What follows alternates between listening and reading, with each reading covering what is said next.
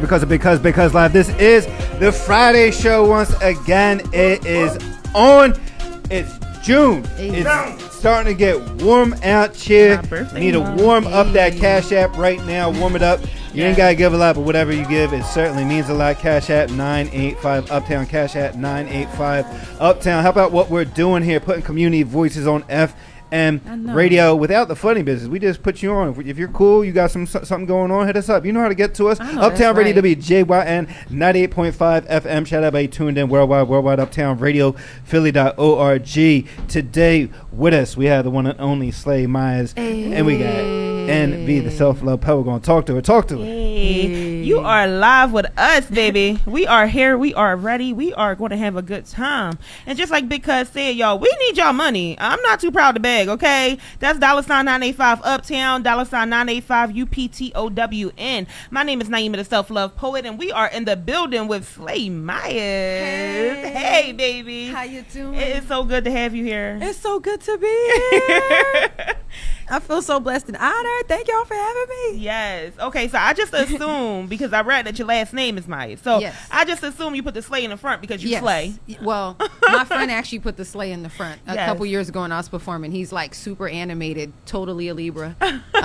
He's one of those goddamn baby girl, like, you know, type of persons. He was like, I got off the stage, he was like, gosh, Slay Myers, and I was like, hey, I like the sound of that. Yes. All right, and so it's stuck. Yeah, I've been Slay ever since, girl. Yes, I love that for you. Shout out to Skeezy. Shout out to you. So you started in New York. Yes, I'm originally, well, I guess I was born in New York, Queens, New York, and I left when I was 12. Okay. And I've been in Philly ever since. Oh, so we adopted you. Yeah, all right. Yeah. So I like to say you got to acknowledge the roots. You know, you got to acknowledge the roots that made you who you are. You know. For sure. So I like to say I'm from like New York and Philly, but I didn't know I could sing until I was like 14. I started like acting and like my mom put me in like modeling and stuff randomly. She was like, you was just a hype kid. I just needed you to get your energy out on something because you was crazy. Wow. I was like, all right, cool. So it started like that, and now I see in hindsight how all of that kind of like, oh, that's why we know how to work the camera. Okay, cool. That was like, you know, God was working. Yeah. But I didn't realize the ultimate like, ooh, until I was 14. 14. I'm a late bloomer, girl. That's insane. Everything. I do everything late. It's hilarious. But late, but not late at the same time, right? Right on time. Because your vocals are insanely good.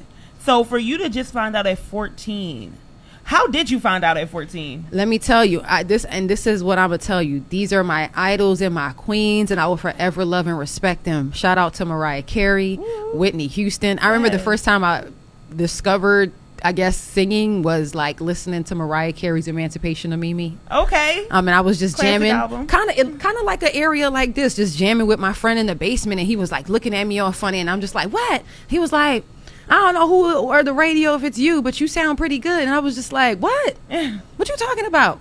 And I didn't know at the time the technical name for it, but now I know it's reverb. Okay. So I went to the bathroom because I remember the bathroom has this weird noise. So I'm going to go in there and actually listen.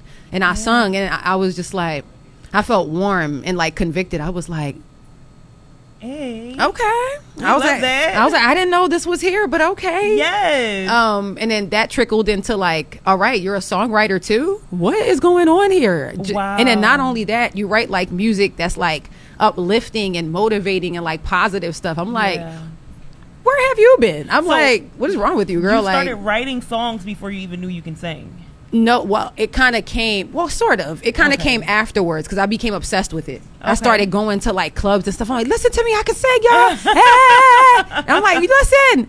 I was getting like YouTube beats and just like randomly just getting, and it was like God was just like unfolding. He was like, all right, you got this. Now let's have fun. It was like he was like directing me. He was like, listen to these people. They sing. They sing for real. If you're going to be getting vocal lessons, these are your vocal teachers. Wow. I love that for you. I really love that. That's so empowering. Yeah. So for all of y'all out there who has not found your gift yet, just know it's never a time frame on it. It's just never a time frame. And you got to pay attention too. That's the main thing. Because I was young and I didn't have the language for it, but I knew something. I was just like, I don't know, but yeah, that's kind of crazy. I ain't know. I'm 14. Usually people you be saying I'm like 2 or 3 when I discovered that I could sing, and I was just like, Not me. That's just beautiful. always late to the bus. Always late. Excuse me. Wait.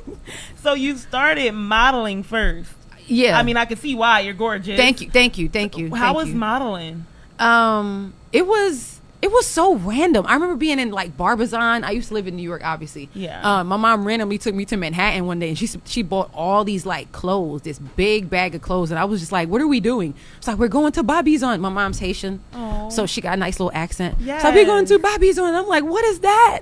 I'm like all of 8 and 9. I walk in, I see all these like ladies, and it's crazy.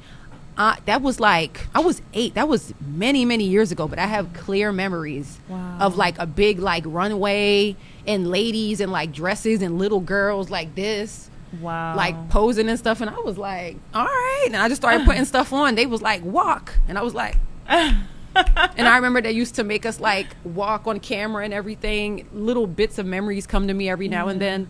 But I guess that was the beginning. That's powerful. I guess. think we remember for a reason because you're supposed to. I guess. Because you know, as we get older, certain things just leave our minds, and it's like, hey, where did that come from? But if you remember, it's for a reason. I specifically remember this one shirt that my mom got, and it was so random. It was like a crochet shirt, and it was like mustard yellow, and it had like a white tank top under it. Because, you know, it was like see-through. Yeah. And I just remember picking it out the bag, and I put it on, and I was just like, I love that. Okay, Too funny. So, Too you funny. started off modeling, and then you found out that you can sing. Do you still model? Yeah. Okay, tell us about that. Yeah. I mean, I've been published a lot of times. I haven't been on the runway in a while, but I guess if you look at like the pictures when I'm doing like my rollouts and everything, I'm still interested in many other facets. But for some reason, I just love like singing. Yeah. But it's many other facets of me that I'm interested in. But as far as like creating my rollouts for like my EPs and my albums and my singles, I feel like that's where it mostly comes out. Yeah. Because I'm like, all right, I always have the visual in my head. I'm like, all right, I'm gonna put what I see in my brain out. And even if it's like this, I'm like, all right, pose like that. That's what I see in my brain. Cross your leg. You know? It's I'd crazy love to how model it ties together. Right. I'd love to model for like a brand or something crazy like that. Yeah. I'm not opposed to it. But so y'all hear that out there? Okay, brands tap in. Okay. I ain't opposed, girl. Y'all need her. Hey, what she said. The music is so uplifting. Yeah. It's so strong with a message. Man. Did you know that was the direction that you wanted to go in when you first began singing? No, I just started writing music, and I noticed every single one of the songs, it wasn't like about like typical, like I had some love songs here and there, but that came later when I started crushing on people and I started getting my feelings hurt, and I was just like, oh my God. And I realized, oh, okay, I can really channel my feelings. All right, cool. That's a good outlet.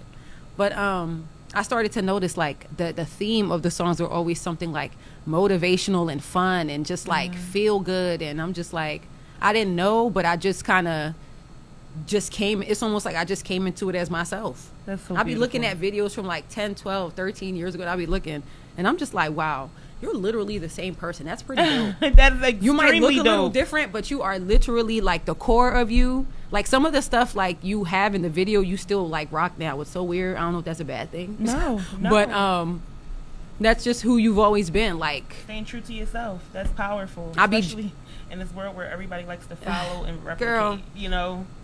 I make jokes all the time. I'm like, I feel like I'm a low-key gospel singer. There's like a gospel person that lives inside of me. Like, Jesus, yeah. I'm like, try a gospel album. All right, girl, listen, don't get me started. All right. Yeah. But I actually just came back from a gospel competition in Atlanta. Okay. I'm a poet, and they added poetry at the like 2 years ago. Okay. And yeah, they got video submissions from thousands of poets, but they only picked 3. Okay. And I was blessed enough to be one of them. So gospel is definitely a route to go because it was so many people out there. I'm not gonna hold you. It is something to be treasured, man. Because sometimes I'll be like, I recorded one gospel song before. It's called Grateful. Yeah. That's on my EP called Expose that I dropped in 2020. Shameless drop.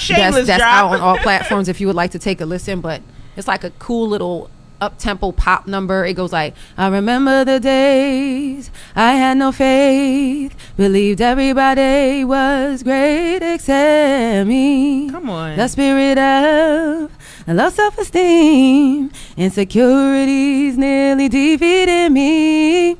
And then one day I woke up feeling oh so different. So you see how it's like, wow. The voice is like butter, baby. We're not just gonna roll over that, okay? The voice is smooth like butter, baby. That is amazing. Thank you. Man, I can listen to you all day. Thank you. Seriously, your voice is so melodic. It's beautiful. Thank you. Man, I've been crazy get her to perform. Listen, I've been crazy congested too. So thank you, guys. Yes. I've been drinking water. Oh, that always helps. Girl, but yeah, I could definitely see that. Like, I love God, and I'm not afraid to like say it. Like, I'm not. It's really weird. Like, it's more of a spiritual type of thing. Like, I know there's something. I've seen it. Yeah. Not physically, but I've seen like things moving. I'm just like, oh. Yeah, it can't be nobody but God. Trust me. I don't claim a religion either. Me and God have a really good spiritual relationship. It's me and him like this. Yeah.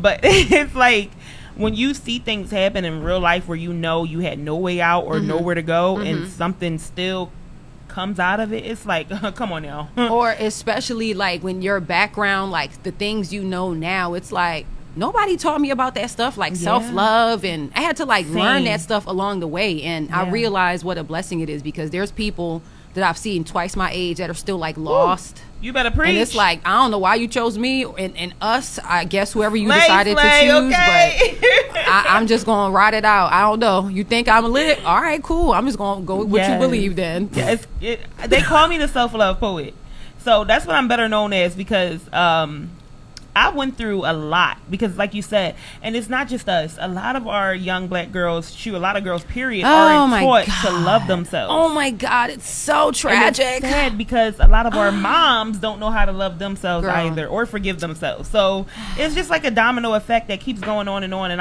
I'm determined to break it. Girl, I am determined to break it. Listen, I don't even have children yet, and I like literally have like dogs, and it's not like to compare the two because they're like so different, but I just kind of like prepare myself, because I realize, like, if you choose to do that, that means like all the stuff that you thought was like not cool when you was growing up, that means you can't do none of that. Like, it's almost like they say it's no such thing as perfect, but you almost got to be perfect at that job.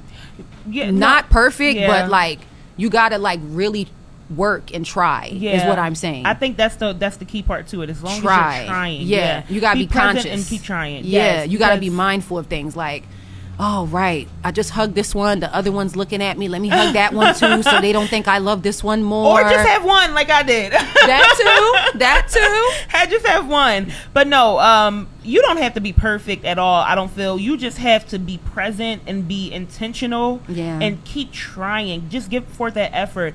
My whole thing for me as a mom is to give my daughter what I wanted as a kid, or what I needed as a kid from my own parents. So that way she's not growing up feeling that lack thereof like I did. Right. You know, but I think as long as you're trying, because being a mom is hard. Girl, I already know. I'm not even a mom. And you have dogs, you know. You got some type of idea. Oh, I know. I got Rottweilers, all right? Oh, yeah, you know. I got 2 Rottweilers, all right? And a little one. But I'm a massage therapist by day, and I talk to people as I'm massaging them. And I be hearing stories from moms, and I'm just like, they don't be telling you this stuff. No, they don't. It's so crazy how they make it look so glamorous. Woo. This baby's coming, it's gonna be so perfect. They cry all night. No, it's not easy. It's work, and I'm glad to like learn through people and just like sort of like be prepared. Like, all right, and it doesn't get any easier. Each age comes with new difficulties that you have to manage through. Right. And just like I tell my daughter, it's your first time being a daughter, it's my first time being a mom. We're gonna figure this out together, you know? So, but yeah, you just do the best that you can do. But back to you and your amazing career, okay? She said career, because that's what it is. It's a career. That's how I look at it. Because you have done the work. You have put that work in to own the fact that you do have a career. You might be a massage therapist by day. You got dual careers. We're gonna say it like that, okay? Listen, I be telling my job all types of crazy stuff just to get off and go do things. I'm like, I don't want them to know my business. I'm like, they're not gonna honor that. I'm like, all right, I got a cold. I gotta go perform. I hope they're not listening. I love that. But so to bring the reason why I brought up the competition that I did in Atlanta, one, to encourage you to do gospel, because I would love to hear that, and 2, because you were in a competition of your own. Tell us about that. I can't believe it's been a month. So I submitted to 100.3 Philly. Shout out to 100.3 to Philly the Beat. Shout out to Rec Philly for all those amazing opportunities that they put on, and for choosing me as one of the top 25 at first. Woo. And then after that, I made it into the